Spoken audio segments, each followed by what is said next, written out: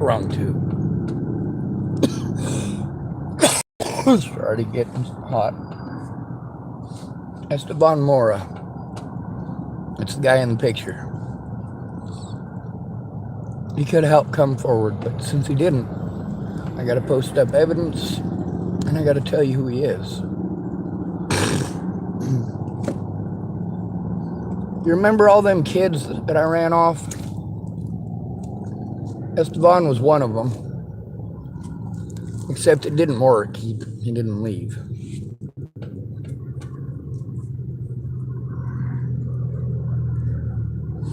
Now, Esteban, he came into Starbucks frequently. He's got a lot of frequent flyer miles. Coming in and sitting next to me in Starbucks is an underage person. And what am I allowed to do about it? I'm not allowed to do anything. It's Starbucks. They have every right to be there.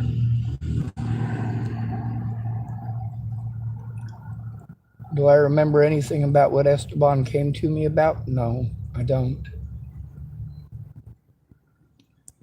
Maybe 6 years ago I could have told you, but it's been a lot of years. I went to Esteban for help with the situation in Virginia. I went to him for help getting a friend. I was getting into blacksmithing at the time. This is, I want to say May or so of 2017. And, you know, I'd been collecting stuff to do it for a while. I got a hold of Esteban because, well, like I said, people were hurting me and I needed to find a friend or family member who actually cared. And I tried to explain to him how big of an issue it is that just nobody cared. They were too busy talking over me. Everyone was too busy talking over me, talking down at me like I'm a fucking dog. Like I'm too stupid to know what somebody punching me in the fucking face feels like.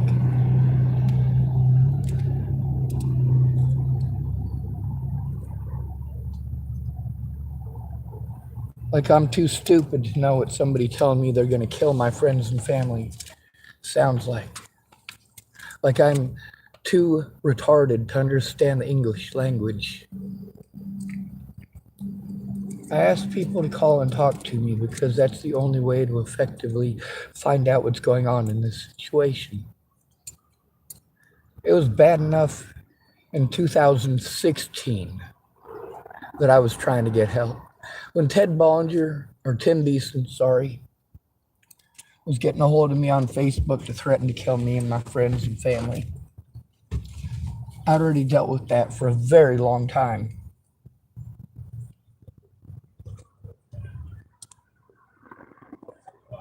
And I reached out to Esteban. I reached out to a lot of people. But they were so self-absorbed that they didn't give a shit who hurt me. Esteban ain't any different. After Natalie died, do you think he ever came forward? Fuck no. He hit like a punk-ass little bitch.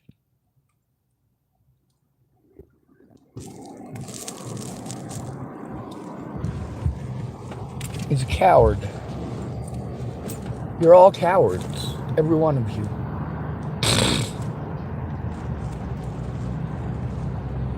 When a disabled and at-risk adult who has helped you out on many occasions comes to you for help, you dismiss him outright.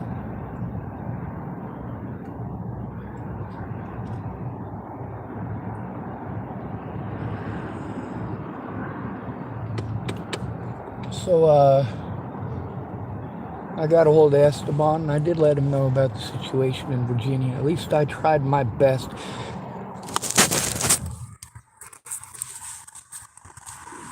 You can always tell when somebody doesn't give a shit about you because they'll talk over you and change the subject. When you need help, They will talk over you, change the subject, make excuses, talk about themselves, anything except hear a word that you have to fucking say. Now that lady on Friday, if you follow the mandated reporter training, she did not follow any of the rules, regulations, or guidelines. They didn't last time either.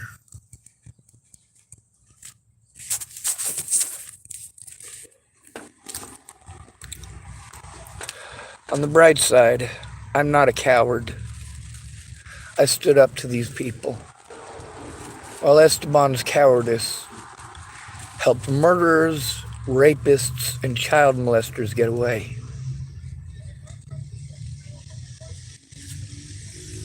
A lot of y'all say that there's nothing more disgusting than a pedophile. You're wrong. Every one of you are wrong. You know what's more disgusting than a pedophile? The people who helped them to get away.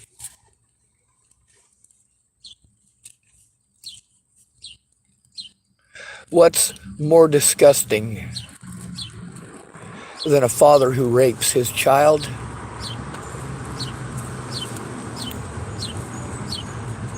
The mother who blows that child off when that child comes for help. Spawn of Rupel typed afternoon. And then Spawn of Rupel typed someone that supports them. You're correct about that. What's more disgusting than a child molester? Someone that supports them. I love because I love. I can't turn it off when I love you. But I can be intelligent enough to stay away from you if you're no good for me. My little brother, Michael Allen Albert, he's the pervert of the family.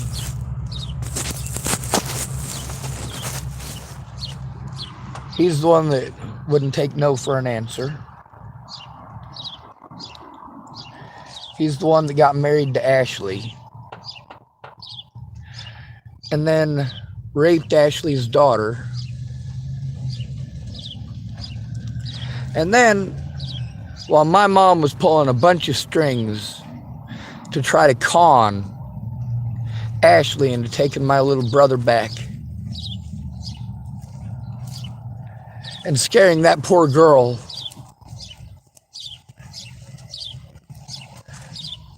that girl has to deal with my little brother till she turns 18. But when she's 18, she'd get a hold of me. Absolutely, young lady, there is no statute of limitations on what Michael did to you. And what my mother did to you, that's completely uncalled for. She helped your predator get away. Well, I got your back.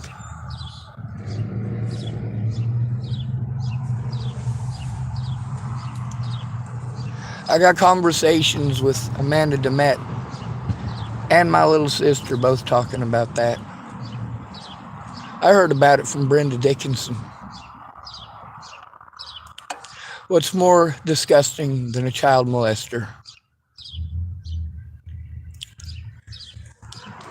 Angela K. Wade is more disgusting than a child molester. Brenda Dickinson is more disgusting than a child molester.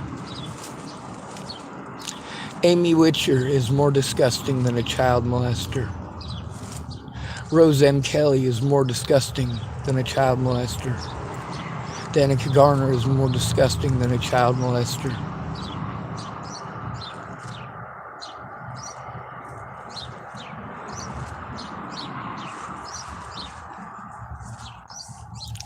You say there's nothing more disgusting than a child molester. Laura Nelson is more disgusting than a child molester. Laura Nelson. David Nelson is more disgusting than a child molester.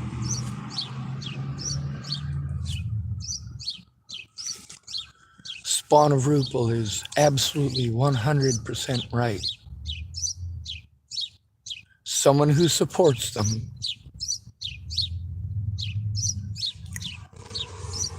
I think about Ashley's daughter almost every day and what she must be going through. I think about many of the victims who have been forced to normalize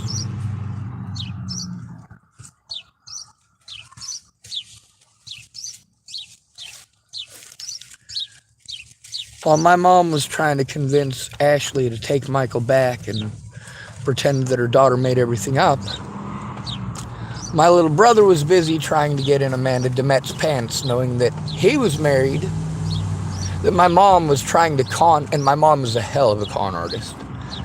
My mom was trying to con Ashley into taking Michael back. Michael's trying to hop on Amanda Demet, who's married.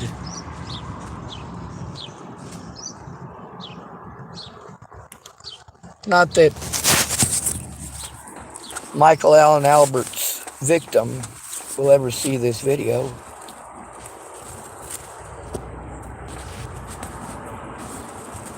But I've made a few about Michael himself. Maybe she'll find me in those. Spawn of Rupel is 100% right. Someone that supports them. Why is that? Well, let's imagine that you've got a town with some peoples in it, right? Some of them are men, some of them are women. And then you've got Michael Allen Albert. Michael Allen Albert rapes his own daughter. My mom helps him get away with it. How many times has he raped her since then? And now she knows that she has to be afraid because the people in her life that she should have been able to trust helped her predator to get away. I'm not doing that. There is no statute of limitations on what Michael did. None. You notice, you can listen to the conversations with me and people, you can tell when they're backtracking. Yep. Like my little sister.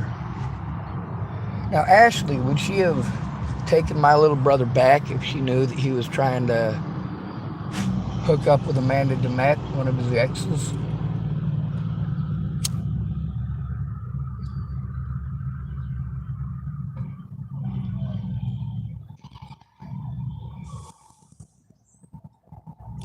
What's any of this got to do with Esteban? Nothing. Just that Spawn of Rupel typed that, and I figured it was important to put a few minutes into it.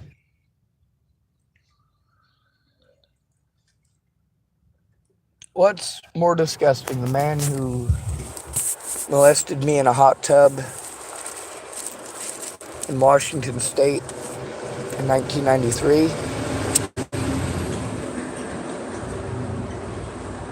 What's more disgusting, that or the older brother that I went to about it, who treated me like shit? There's two types of support. There's direct support and indirect support. What my mother did is direct support of a child molester. What Jennifer Farina Bollinger did was direct support of a child molester. What my sister did was indirect support. Playing stupid, backtracking, getting all fucked up, taking advantage of her own brother, taking advantage of me. Now, some of you dumb shits try to pretend that taking advantage is a sexual thing. No, it's not. When your family needs help and you do everything that you can to help their predators get away. My little sister helped my predators to get away by looking the other way and by stealing from me. Get fucked up on meth.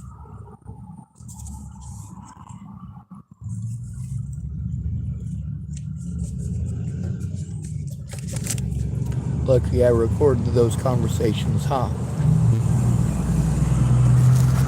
Indirect support. See, the Bollingers, that's all direct support. Between taking down Natalie's actual predators and protecting them, these people gaslighted the fuck out of me. Where were my friends? They were busy telling me how to think and how to feel. They were too busy telling me they were too busy. That's indirect support. You're not even willing to find out why the victim has gotten a hold of you. You have already decided that you're going to do nothing, and you show it. And then it's the victim's fault, isn't it? It's the victim's fault. They deserved it, huh? They're a horrible person for showing that they went to you for help, aren't they?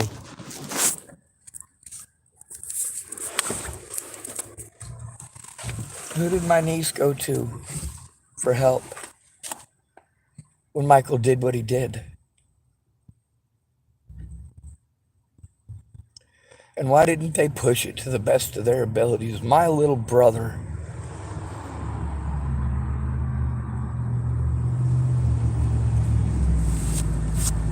Everyone in my family has taken advantage of my disabilities.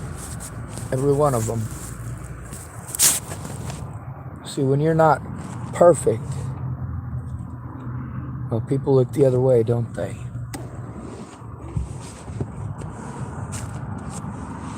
People were accusing me of being a child molester and a rapist, and using those excuses to harm me. Now, it's a hate crime to do that to a child molester or a rapist, but if they're not a child molester or a rapist, nobody cares.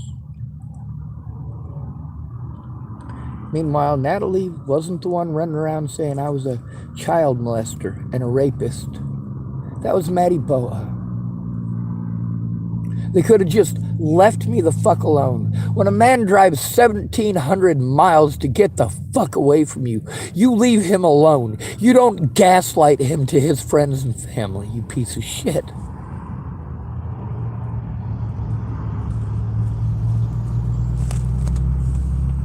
I've been abused over Natalie Bollinger since October of 2016. I went to Estevan Mora for help.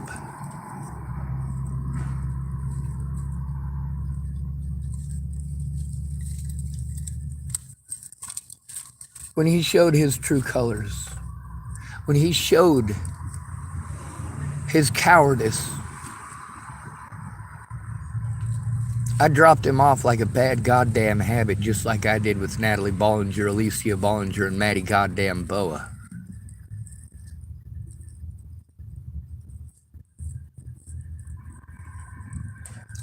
You want to play victim after taking advantage of an at-risk adult in a desperate situation? You want to pretend to be someone's friend, but you never come forward about the fact that they came to you for help before Natalie was killed. Estevan Mora, you are worse than a child molester. You are worse than a rapist. On the bright side, your face is up for the world to see, and the next video is going to be a little piece of evidence from our conversations.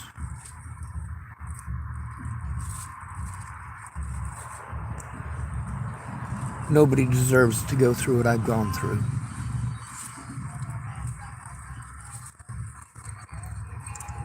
Not even the guilty.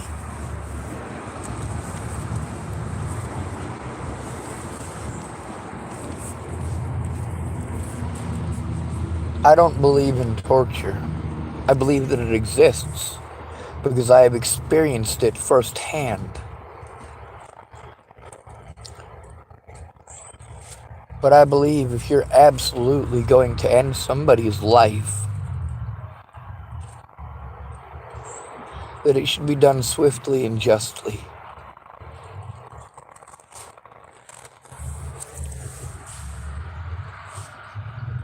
Here in the United States, we have something that I'm against. I am against the death penalty. I'm against the death penalty because nearly all of the women that I know have used false accusations. Nearly all of them. Miss Jerry, false accusations against Ron Reeder.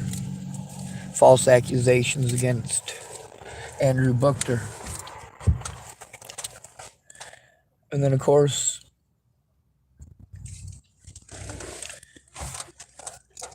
those men are punks. They're simps. Even after all of that,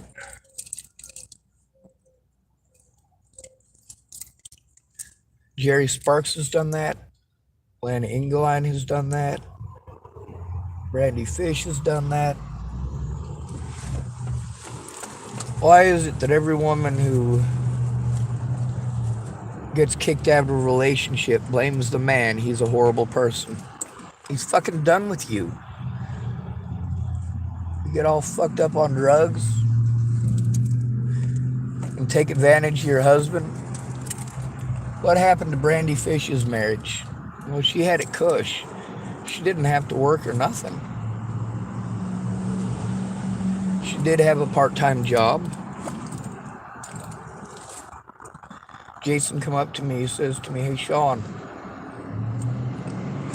somebody's stealing my shit, stole my computer and a bunch of other stuff. If you can find out who did it, I'll give you $100. Did I ever get that $100? No. Was it about that $100? No. It was about looking out for a homie. Who did a better job of locating his computer and where it went? Myself or the cops? Me. I know exactly the tweakers to go talk to. Just because I didn't do meth doesn't mean that I didn't know all these people. Jamie did meth with almost all of them. Well, she was a different group of meth heads than Brandy Fish. That's Jason Jeffson's ex. So what happened with that? Well, I went up to Crystal Nelson's. It wasn't Crystal Nelson at the time. She was just dating Tom Nelson at the time. They lived right across the street from the elementary school in Chapel, Nebraska, at the house that used to belong to Everett Nur.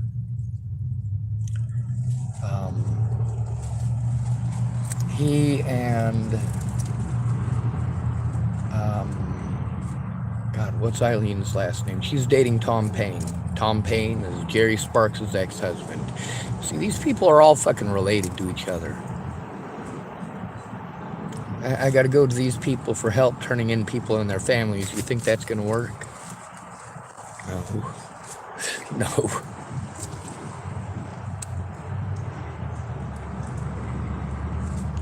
Big fucking mess.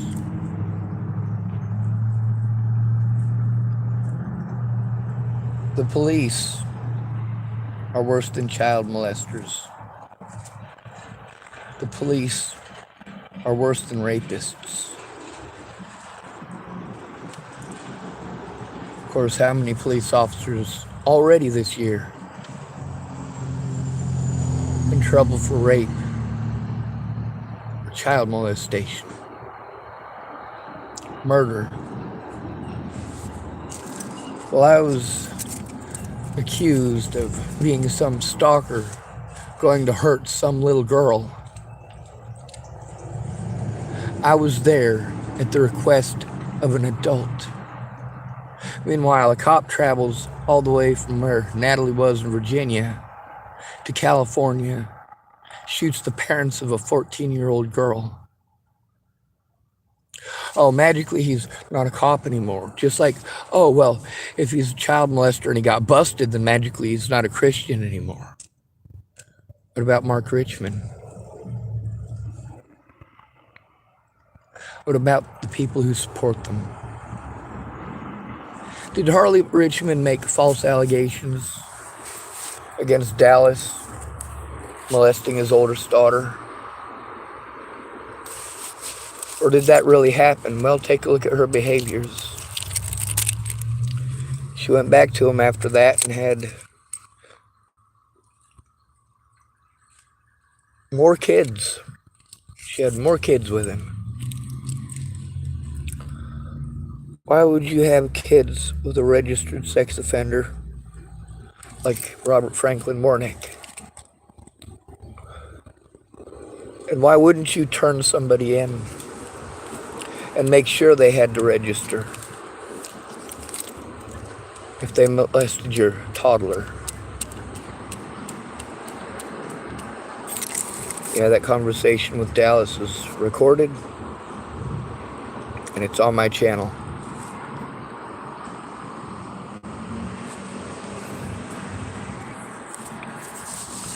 There's a lot of people that I went to for help before Natalie died, but it just didn't happen. I tried coordinating to go do something fun with my friends, something at all.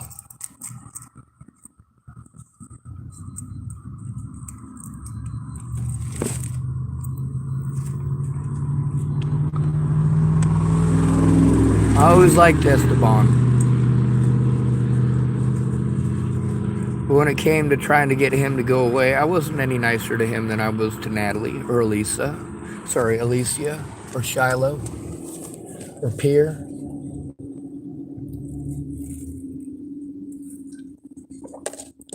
If Pierre was out there busking, that was one thing. If Pierre was out there running around with grown-ass adult hobos, well, I ended up with some of them grown-ass adult hobos coming up to me and saying, "Hey, Sean, I know them kids trust you and they come in here and talk to you. They're not listening when we say, hey, you know what? You even being here makes us a target." I didn't want to hang out with them fucking kids, so I didn't. I always had the opportunity to get up and walk away. When I had my computer set up in Starbucks, that was a different story.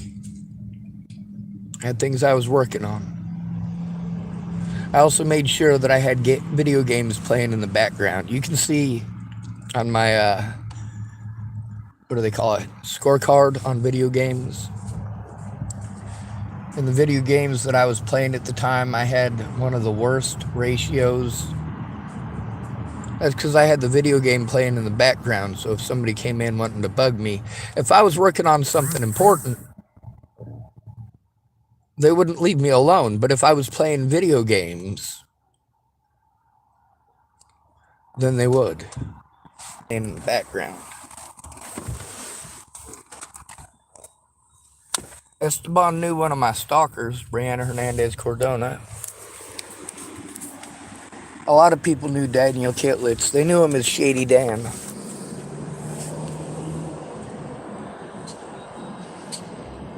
I guess I should post up the next recording because this is more about the evidence than anything else. It doesn't need to be a long ramble.